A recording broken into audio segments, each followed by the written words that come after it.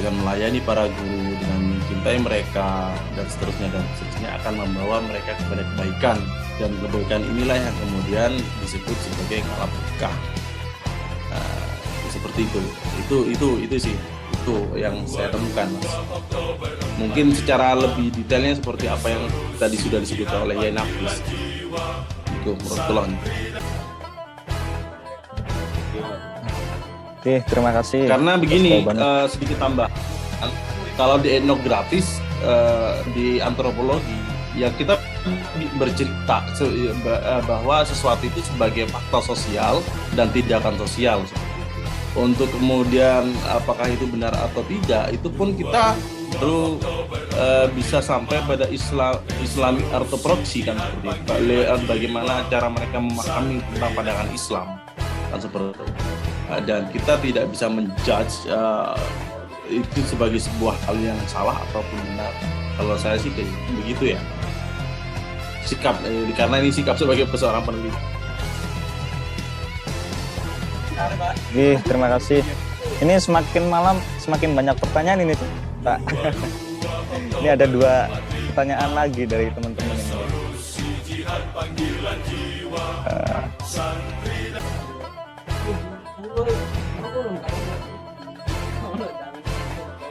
Saya bacakan nih, Pak, pertanyaan dari teman-teman ini ada 2.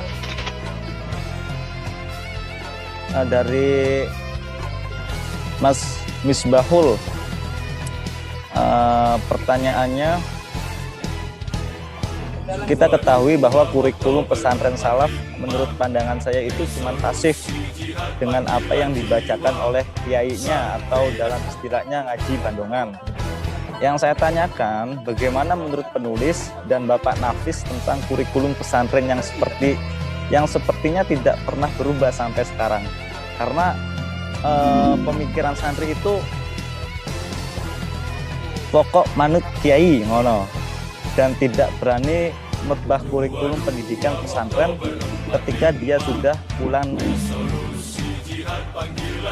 Nah, kemudian pertanyaan dari Mas Mbak Arini ini, ada pendapat dari seseorang yang mengatakan kalau ngalah berkah itu termasuk pengkultusan, maksudnya terlalu terhadap sesuatu. Lantas bagaimana Ustadz terkait pendapat ini?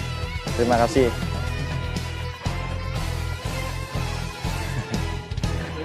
Oke, saya nambah. Nanti tanggung jawab nanti tambahnya dari Kang Ihsan nanti. Yang pertama terkait pesantren salaf yang tidak mau berubah. Kalau saya malah setuju. Tidak harus semua pesantren merubah dirinya, mengikuti arus zaman. Kalau memang harus pesantren yang memang khusus untuk ngaji salaf seperti itu penting. Menurut saya penting. Dan apakah itu termasuk kemunduran atau termasuk yang statis dan sebagainya? Tidak menurut saya. Karena mengkaji kitab, ini sebagainya itu terkadang kalau terlalu melebar, terlalu bercampur dengan itu tidak. Dan apakah itu salah? Menurut saya tidak.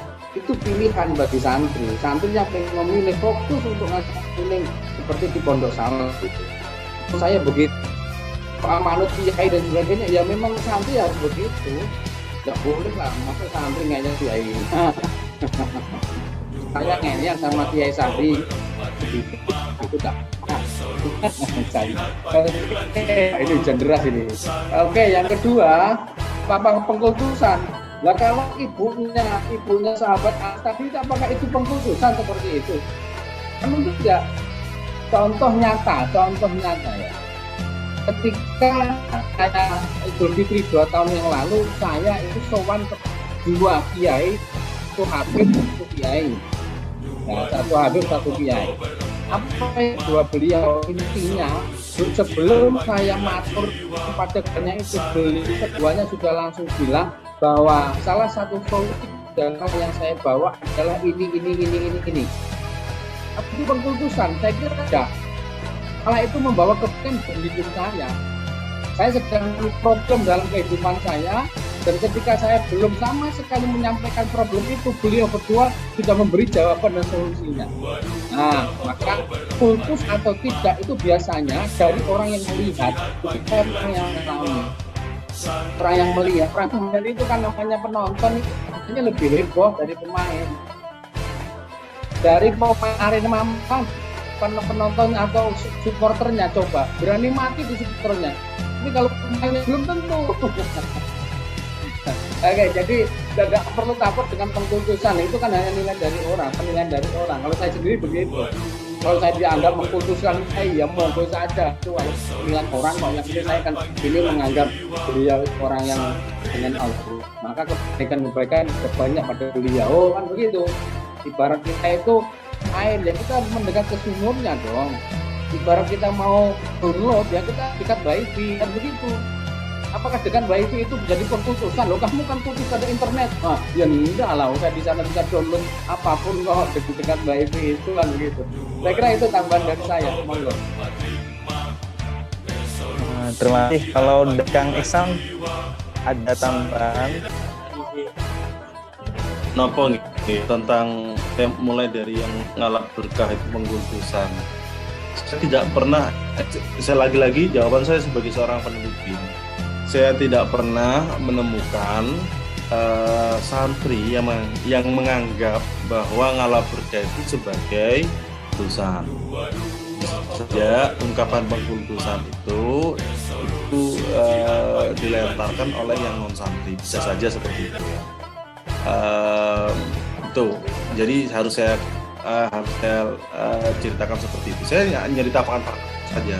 Terus kemudian yang kedua tentang kurikulum pesantren salaf yang tidak berubah pasif. Kalau baik kenapa berubah? Kan gitu.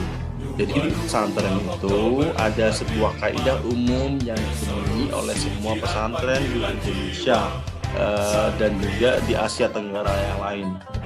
Di negara Asia Tenggara yang lain, yaitu al-muhafadhah qadimis shalih wal akhdhu bil jadidil aslah, mempertahankan tradisi lama dianggap baik seperti pembelajaran kitab kuning itu dipertahankan, wal akhdhu bil jadidil aslah, dan mengambil sesuatu hal yang baru yang dianggap lebih baik.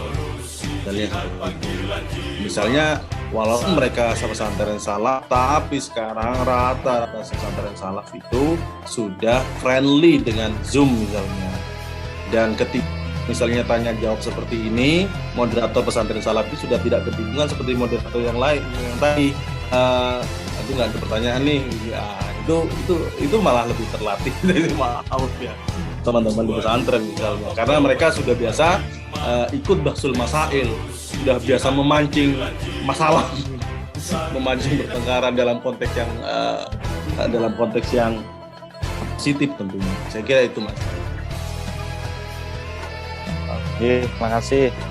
Ini untuk diskusinya